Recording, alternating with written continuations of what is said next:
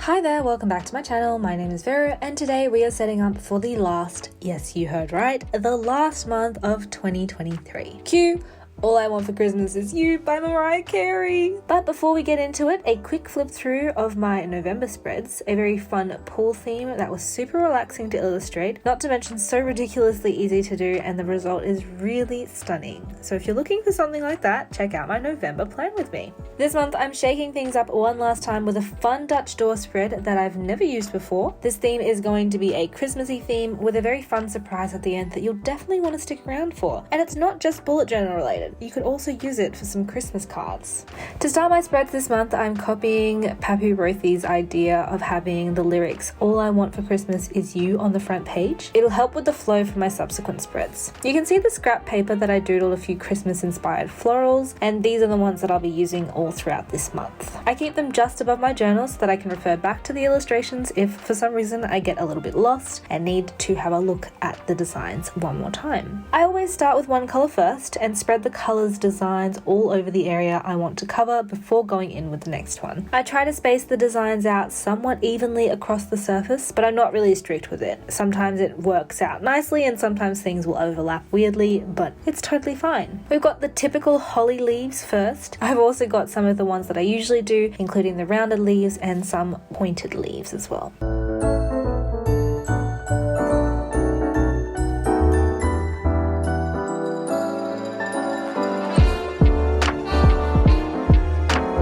I'm also adding some red and gold dots of varying sizes to pull the margin together. And lastly, I'm going in with the smaller dark green leaf set and the iconic lyrics from Mariah Carey.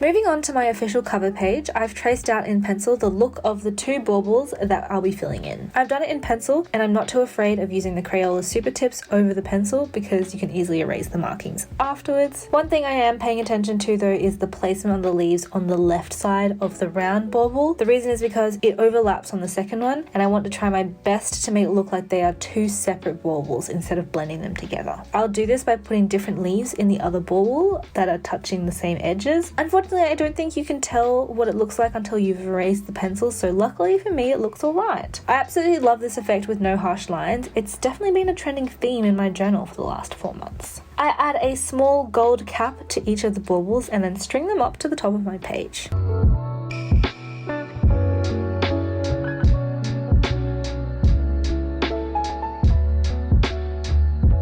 Using my X-Acto knife, I'm going to cut the first Dutch door. It's funny because I usually do all the tabs and Dutch doors at the end of the video, but today I'll be doing them throughout because as I was filming, I was unsure of what the final look would be. In fact, you can even tell that because after cutting the first door, I went back in and cut more of the page out. I used a circle cutter from, I want to say one of those Asian dollar stores in Sydney. The name of it escapes me right now. If I figure it out, I'll put it down in the description. And then I'm also going to cut a straight line closer to the hanging line of the bauble. And while you can't tell this yet, the end result is pretty awesome. My next spread is my monthly log, and I wanted to use this craft paper to cover the whole page, but as you can see, the paper isn't exactly the same size as my journal, which is a bit odd. I think Archer and Olive journal and notepad are from them, by the way. Did have a reason for the notepads being slightly shorter, but I can't remember the answer, but I digress. My next thought was to still use the craft paper, but only for the actual monthly log, so I got to cutting. For reference, each day in the calendar is 4 squares across by 6 squares down. I glued the calendar in and then used my Pentel brush sign pen in green and red and wrote the weekdays on the top. I also numbered my calendar, and not featured in this video, I did write out the events for December, including holidays and birthdays. Design wise, I used the semicircle from the cutout cover page and continued the designs from the previous page so that it looks like the designs flow to this page. Not sure I explained that correctly, but all the designs line up is the idea.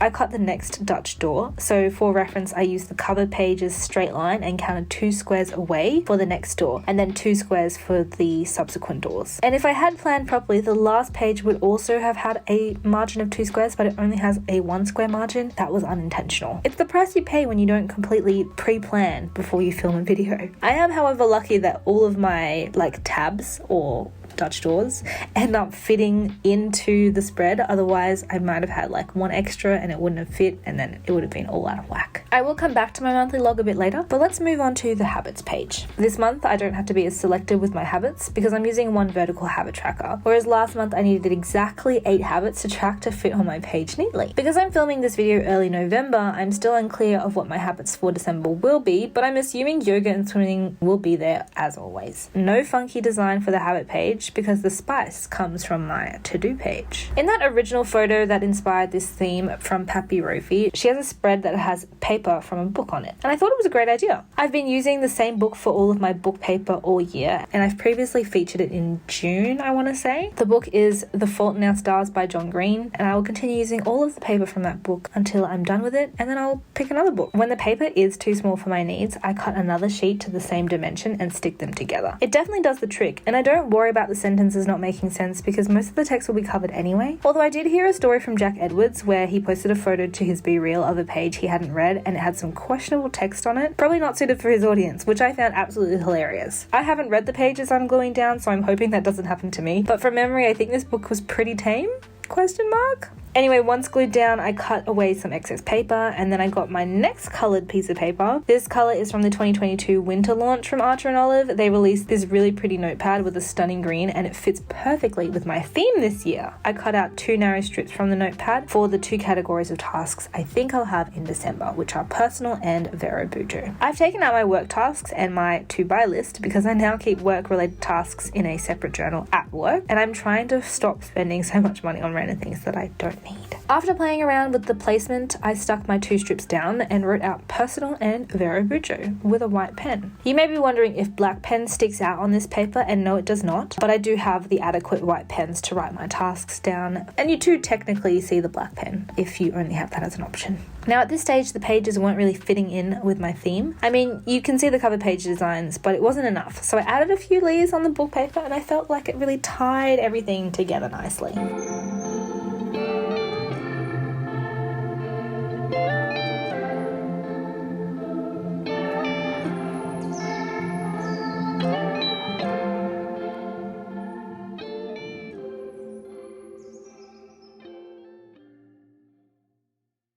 As I flipped back to my cover page, I noticed that the habit tracker page doesn't really stand out. I grabbed some washi tape from another Archer and Olive launch and stuck it in. I was lucky that the tape sort of matches my theme. And here, once I flip back, you can see the pages start to come together. So we move on to the next part. Originally, I was going to have my monthly review on one page and then start weekly spreads, but because I cut the Dutch doors the way I did, my monthly review no longer fits on one page. So I made it across the 2 pages. This spread also happens to be my favorite this month because of the baubles. There are 4 baubles of varying shapes on this page. I'm using the same technique for my cover page, but this time the baubles won't be overlapping. While I think I did a good job on my cover page, I think it would be a bit hard to differentiate the baubles if there were many more. So I've just gone with 4 that don't touch. I'm really happy with the outcome of this page. I added the title, monthly review, and my categories to finish it off as well.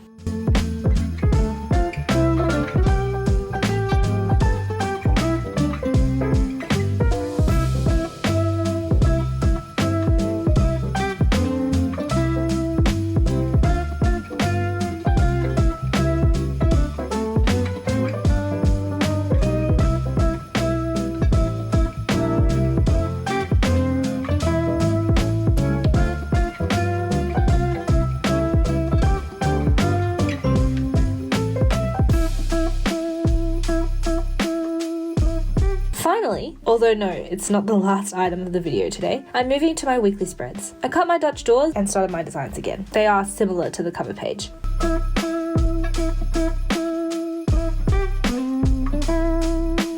I I traced a line down the middle of the page for my 2 columns for my rolling weekly spreads and wrote week 49 at the top. I can't believe we're already basically done with the end of the year. It's absolutely insane. Now, I was thinking during the filming that I could use the 3 columns on this page as my weekly spreads, but since finishing it up, I've decided that the page with the designs might be for my daily routine spread because I obviously didn't include it this month. I haven't decided anything yet and unlikely will decide anything before December, but it's an idea and I think I like it, especially because I still haven't locked down that morning routine yet. On the next page, I filled my designs again, and yes, I am a bit disappointed that I didn't think to do the same thing I did on the habits page where I continued the designs from my cover page. It's not a big deal, but I reckon it would have looked really cool.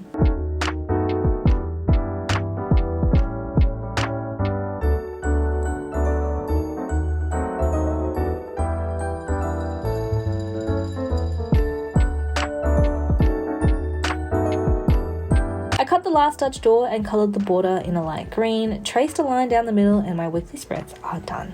But this video is not, because I still have a whole other section that I think is going to be really fun. Now, Christmas is all about giving, and so this month I've decided to add a small treat to my monthly spreads in the form of a Christmas card incorporated into my journal. This is a pop-up Christmas card, and while I am putting it in my journal, it does not have to be in a journal. It could definitely be as an actual Christmas card, which is what I definitely encourage you to do. I've been obsessed with pop-up cards forever and decided to try including a pop-up Christmas tree this year in my journal. I came up with 2 ideas that I tried out on scrap paper first, which you can see here. I ended up going for the curvy Christmas tree because the flat one looked a little bit too flat, and although it was super effective, I wanted a little bit more spice. I took a piece of light green notepad paper from the same Arch and Olive notepad. I took the green piece of notepad paper and cut it down to the right size. I then folded it in half and began designing my tree. Using a ruler and my pencil, I traced out a line to form a triangle from the center fold. Then I traced out the edges of the top branches of my Christmas tree. Using my ruler, I then traced another line from the first notch of the tree branch intersecting with the original line that I drew. I traced out my next set of branches and I repeated this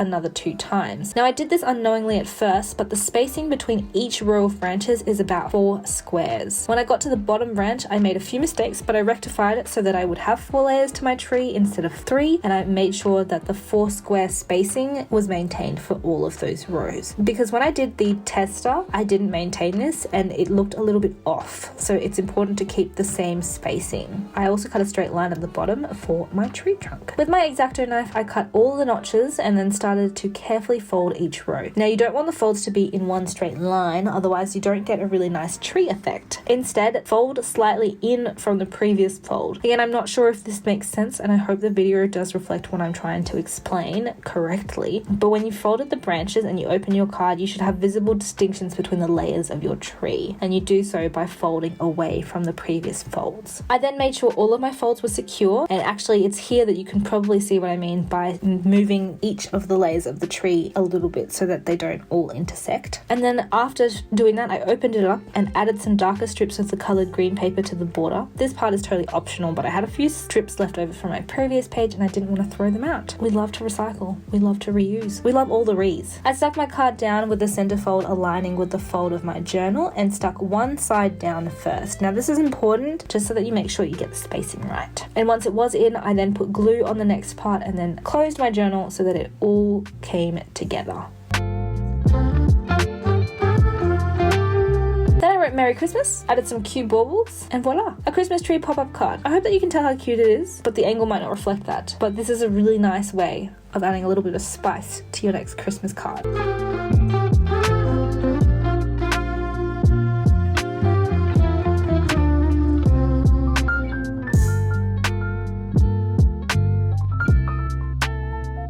I also added my theme design to the borders. So there you have it, a fun pop-up idea for your bullet journal or for your Christmas card. Lastly, a quick flip through of December's spreads for your viewing pleasure.